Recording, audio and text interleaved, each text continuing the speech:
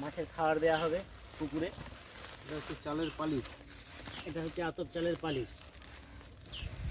আজকে আতপ চালের পালিশ দেওয়া হচ্ছে, যেহেতু কালকে আমরা পুকুরে জাল দেব।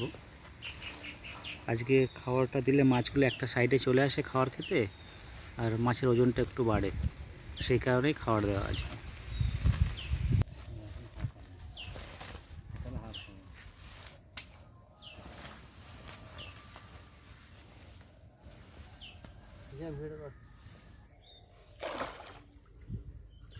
উনি নেমে গেছে মাছের খাবার দিতে।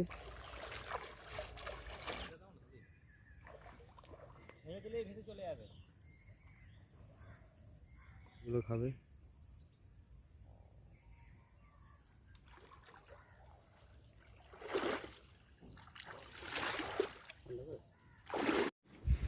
এখন 3:30 বাজে, সবাই চলে এসেছে, যেহেতু পুকুরে জাল দেওয়া হবে। আপনাদেরকে বলেছিলাম আগের কালকে যখন আমরা খাবার দিই তখন বলা হয়েছিল।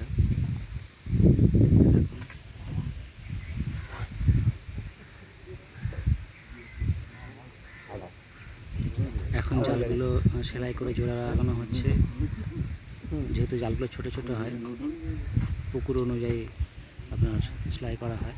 ইনি তেল মাখছে, কারণ যোগটা পুকুর পাড়ে থাকলে যাতে গায়ে না লাগে, তেল মাখা থাকলে যোগ পড়ে যায়। এখন জাল নিয়ে যাওয়া হচ্ছে। আমাদের জাল টানা শুরু হয়ে গেছে পুকুরে। রাতের আকাশটা কত সুন্দর লাগছে, রাতের না ভোরের আকাশ। দেখুন আস্তে আস্তে কত সুন্দরভাবে বেলা হয়ে যাবে।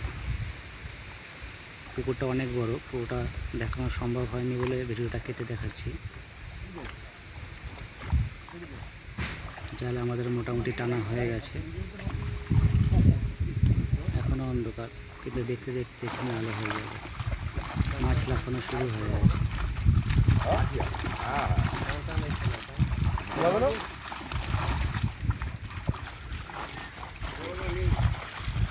এখন মাছ বাঁচা হবে, কারণ সব মাছ তো ধরা হবে না, কিছু মাছ ছেড়ে দেওয়া হবে। মাছগুলো ছেড়ে দেওয়া হচ্ছে, কারণ কাতলাগুলো এখন বাটা মাছ। বাটা মাছের বাটা কমা যায়, দাম দাম কালারই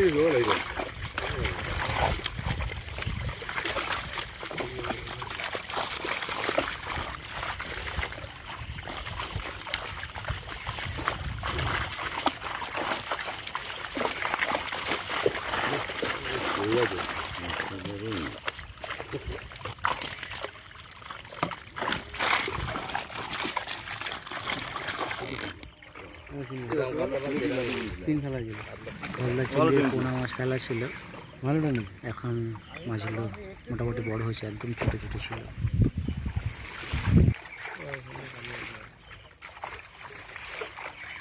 সোমবার দিন জালে সেলাই করো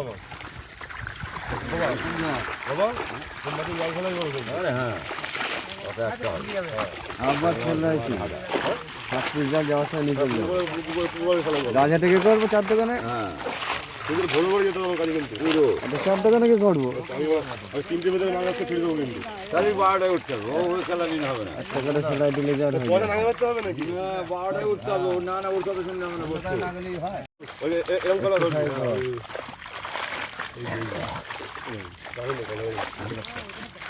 জাল সেলাই কাটছে।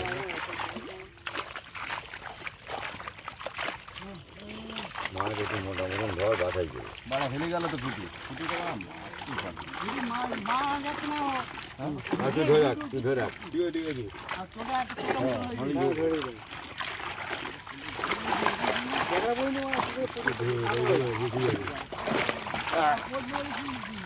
ধরতে বললো মাছ মোটামুটি ধরা হয়ে গেছে। এইগুলো হচ্ছে গলদা চিংড়ির বাচ্চা।